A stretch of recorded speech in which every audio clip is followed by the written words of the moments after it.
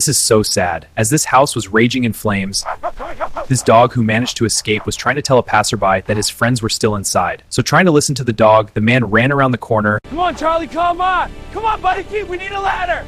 Time to do it, George! Good boy, Charlie. You're okay. Good boy, good boy. Oh my gosh.